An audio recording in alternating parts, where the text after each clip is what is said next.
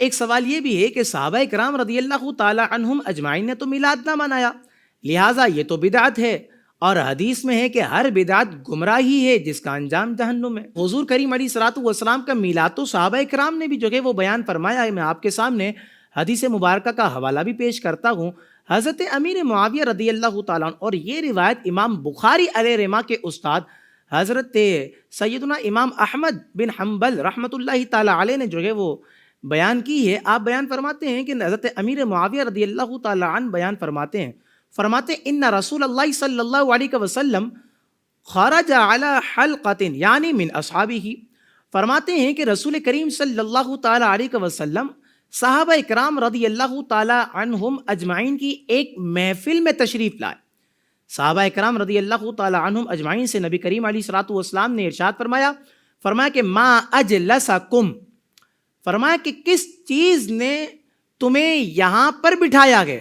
تو صحابہ اکرام رضی اللہ تعالیٰ عنہ اجمعین نے عرض کیا کہ جلسنا ندعو اللہ ونحمدہ علی ما ہدانا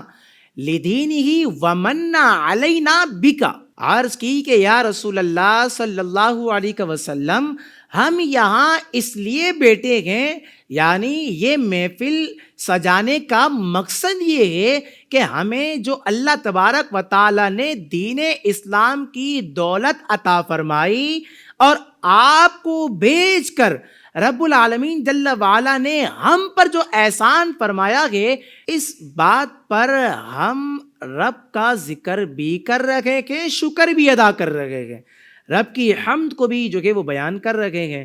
اب رسول کریم علیہ الصلوۃ والسلام نے ارشاد فرمایا کہ اللہ کی قسم تم صرف اسی لیے بیٹھے ہو؟ انہوں نے عرض کی کہ یا رسول اللہ صلی اللہ علیہ وسلم ما اجلسنا الا ذلک، عرض کیا کہ یا رسول اللہ صلی اللہ علیہ وسلم اللہ کی قسم ہم صرف اسی لیے ہی تو بیٹھے ہیں کہ ہم دین اسلام کی دولت اور آپ کی آمد کی نعمت عظمیٰ پر اللہ تبارک و تعالیٰ کا شکر ادا کریں۔ یہی تو مقصد ہے ہمارا یہاں پر جمع ہونے کا۔ نبی کریم علیہ الصلوۃ والسلام نے ارشاد فرمایا کہ اے میرے صحابہ، میں تم سے قسم اس لیے نہیں لے رہا تھا کہ مجھے تم پر شک ہے، بلکہ نبی کریم علیہ الصلوۃ والسلام نے ارشاد فرمایا بلکہ معاملہ یہ ہے کہ میرے پاس جبرائیل امین علیہ الصلوۃ والسلام آئے اور مجھے خبر دی کہ اللہ تبارک و تعالیٰ تمہارے اس عمل پر فرشتوں پر فخر فرما رہا ہے۔ دیکھیں صحابہ اکرام رضی اللہ تعالیٰ عنہم اجمعین نے بھی سرکار کریم علیہ الصلوۃ والسلام کے جو اللہ تبارک و تعالیٰ کی نعمت عظمیٰ ہیں اس پر رب تعالیٰ کا شکر ادا کیا۔ اب یہاں پر سوال تو کچھ ایسا ہے کہ صحابہ اکرام نے میلاد نہ کیا لہٰذا یہ بدعت ہے، اور ہر بدعت گمراہی ہے، اور گمراہی کہ جس کا انجام تو جہنم ہے۔ یہاں پر یہ بات یاد رکھیے گا کہ کسی کام کے ناجائز ہونے کا دار و مدار ہرگز اس بات پر نہیں ہوتا کہ یہ کام حضور کریم علیہ الصلوۃ والسلام یا حضور کریم علیہ الصلوۃ والسلام کے صحابہ میں سے کسی نے بھی نہیں کیا، اس پر دار و مدار نہیں ہوتا۔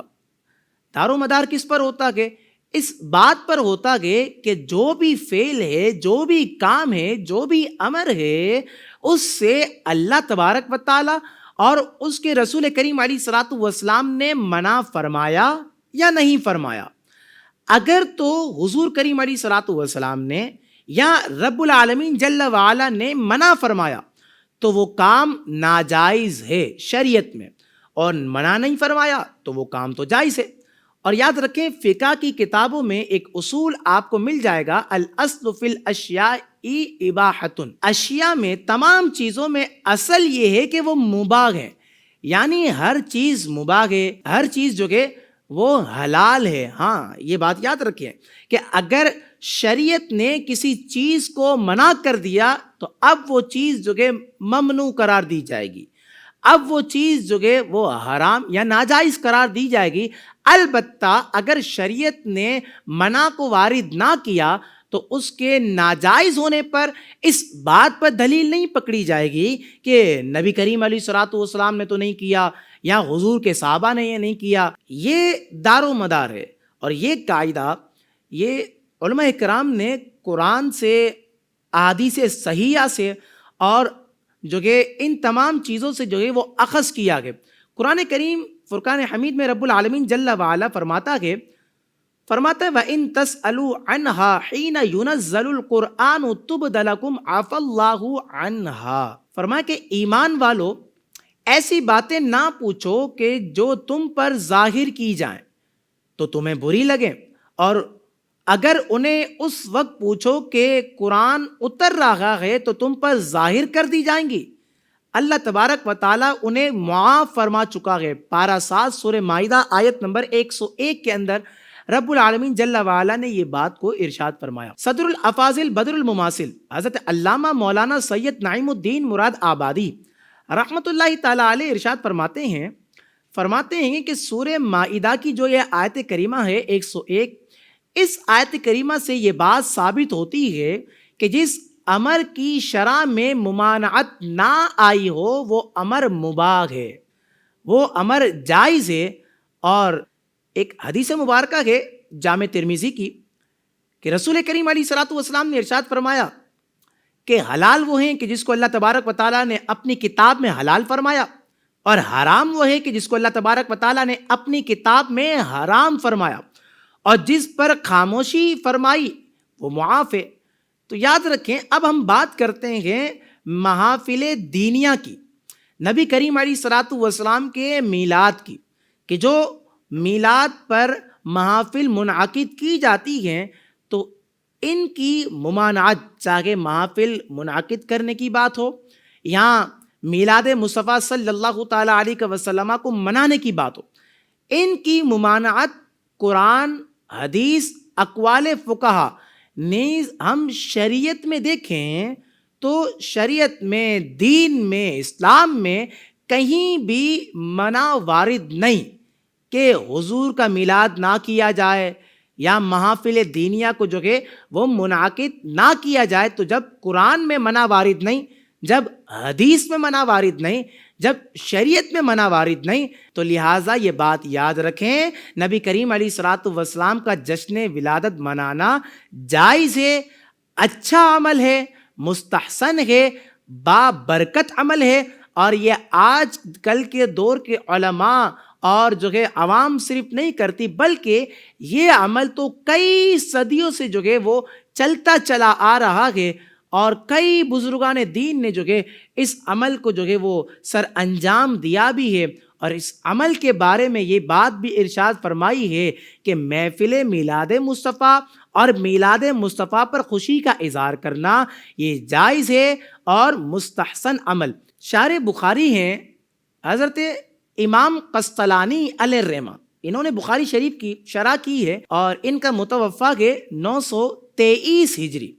یعنی 923 ہجری میں آپ نے اس دنیا فانی سے جو ہے وہ رحلت فرمائی۔ فرماتے ربیع الاول کہ چونکہ اس ربیع الاول کے مبارک مہینے میں نبی کریم علیہ الصلوۃ والسلام کی ولادت باسعادت ہے، یعنی یہ ایسا مبارک مہینہ ہے کہ جس میں حضور کریم علیہ الصلوۃ والسلام اس دنیا میں تشریف لائے۔ آگے امام قسطلانی فرماتے لہٰذا اس میں تمام اہل اسلام ہمیشہ سے میلاد کی خوشی میں محافل کا انعقاد کرتے چلے آ رہے ہیں، اس کی راتوں میں صدقات کرتے ہیں، اچھے اعمال کثرت سے کرتے ہیں، اور آپ فرماتے ہیں خصوصاً اس کی رات کی جو محافل ہوتی ہیں اس میں نبی کریم علیہ الصلوۃ والسلام کا ذکر خاص کیا جاتا ہے، تذکرہ کیا جاتا ہے، اور ذکر کر کے اللہ کی رحمتیں جو کہ وہ لوگ حاصل کرتے ہیں۔ تو امام قسطلانی علیہ رحمہ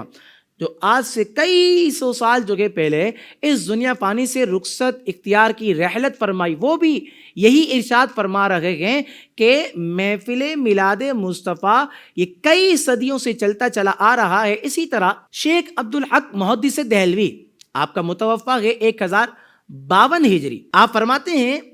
کہ آقا کریم علیہ الصلوۃ والسلام کی ولادت باسعادت کے مہینے میں محفل میلاد کا انعقاد کرنا تمام عالم اسلام کا ہمیشہ سے معمول رہا ہے کہ اس کی راتوں میں صدقہ کرتے ہیں، خوشی کا اظہار کرتے ہیں، اور خصوصاً اس موقع پر نبی کریم علیہ الصلوۃ والسلام کی ولادت پر ظاہر ہونے والے واقعات کا تذکرہ کرتے ہیں۔ اور یہ عمل مسلمانوں کا خصوصی عمل، یہ کون فرما رہے؟ شیخ عبدالحق محدث دہلوی علیہ رحمہ. اب امام جمال الدین القطانی رحمۃ اللہ تعالی علیہ آپ کیا فرماتے ہیں ذرا سنیں. فرماتے ہیں کہ حضور کریم علیہ الصلوۃ والسلام کی ولادت کا دن نہایت ہی معظم ہے، مقدس ہے، محترم ہے اور مبارک ہے. آپ فرماتے ہیں کہ آقا کریم علیہ الصلوۃ والسلام کا وجود پاک اتباع کرنے والوں کے لیے ذریعہ نجات ہے.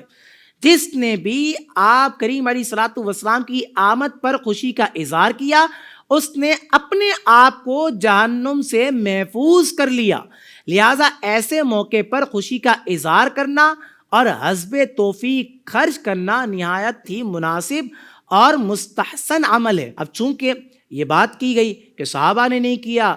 لہٰذا یہ بدعت ہے، ہر بدعت گمراہی ہے اور گمراہی جو کہ وہ جہنم تک لے جاتی ہے.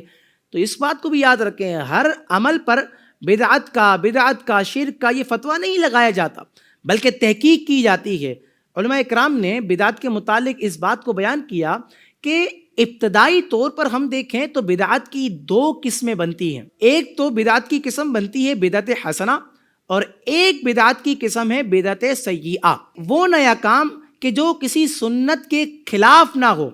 یہ بدعت حسنہ ہے، کہ جیسے کہ نبی کریم علیہ الصلوۃ والسلام کی ولادت کے موقع پر محافل میلاد کا انعقاد کرنا، جلوس نکالنا، اسی طرح ختم بخاری کی محافل کا انعقاد کرنا، یہ تو بدعت حسنہ ہے. اسی طرح بدعت سیئہ کیا ہے، اس کا مفہوم کیا ہے؟ علماء کرام ارشاد فرماتے ہیں جو کسی سنت کے خلاف یا سنت کو مٹانے والی ہو ایسی بدعت سیئہ ہوتی ہے. جیسا کہ جمعۃ المبارک کے دن خطبہ پڑھا جاتا ہے، عیدین میں خطبہ پڑھا جاتا ہے تو عربی کے اندر پڑھا جاتا ہے، تو غیر عربی میں اگر خطبہ پڑھا جائے تو وہ بدعت ہے اور بدعت سیئہ ہے. اور یاد رکھیں شیخ عبدالحق محدث دہلوی رحمۃ اللہ تعالی علیہ آپ بیان فرماتے ہیں کہ معلوم ہونا چاہیے کہ جو کچھ حضور کریم علیہ الصلوۃ والسلام کے بعد نکلا اور حضور کریم علیہ الصلوۃ والسلام کے بعد ظاہر ہوا بدعات کہلاتا ہے. ان بدعات میں سے جو کچھ اصول کے موافق ہیں اور قواعد سنت کے مطابق ہیں اور کتاب و سنت پر قیاس کیا گیا ہے وہ ساری بدعت سیئہ نہیں ہے بلکہ بدعت حسنہ ہے. اور یاد رکھیں آپ فرماتے ہیں جو اصول دین قواعد کے خلاف ہوں اسے بدعت دلالت کہتے ہیں، یعنی کہ بدعت سیئہ کہتے ہیں. اور اس کے متعلق آتا ہے کہ کل بدعت ضلالہ، کہ ہر بدعت گمراہی ہے، وہ یہ بدعت دلالت یعنی کہ بدعت سیئہ ہے. بدعت حسنہ کے متعلق حدیث پاک ہمیں ایک ملتی ہے، مسلم شریف کی حدیث مبارکہ ہے. سرکار کریم علیہ الصلوۃ والسلام نے ارشاد فرمایا کہ جو کوئی اسلام میں اچھا طریقہ جاری کرے اس پر اسے ثواب ملے گا اور اس کے بعد میں جتنے لوگ اس پر عمل کریں گے تمام کے برابر ایسے شخص کو ثواب ملے گا کہ جس نے اسلام میں اچھے طریقے کو رائج کیا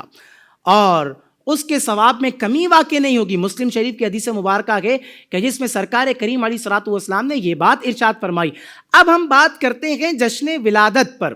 تو یاد رکھیں جشن ولادت منانا، حضور کریم علیہ الصلوۃ والسلام کی میلاد پر محافل کا انعقاد کرنا، یہ تو ایک اچھا کام ہے. یہ تو ایسا مبارک کام ہے کہ جس میں کسی سنت کے خلاف کام نہیں کیا جا رہا بلکہ عین قرآن و سنت کے ضابطوں کے مطابق جشن ولادت جو ہے وہ منانا ہے. اور رب تعالیٰ نے تو جشن ولادت پر خوشی منانے کا حکم ارشاد فرمایا ہے کہ رب تعالیٰ نے ارشاد فرمایا کہ کل بفضل اللہ وبرحمتہ فبذلک فلیفرحوا، کہ اللہ کے فضل اور اس کے رحمت کے ملنے پر چاہیے کہ لوگ خوشی کا اظہار کریں. اور رب تعالیٰ نے یہ بات بھی ارشاد فرمائی کہ وَأَمَّا بِنِعْمَتِ رَبِّكَ فَحَدِّثْ، اور اپنی رب کی نعمت کا خوب چرچا کرو. اور ہمارے نبی ہمارے رب کی نعمت عظمیٰ ہے، ہم ذکر کی محافل کا انعقاد کر کے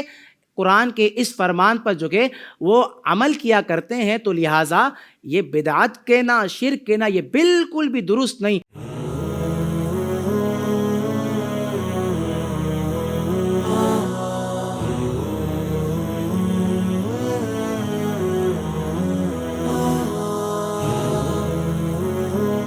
Kachi Memon Islamic Center.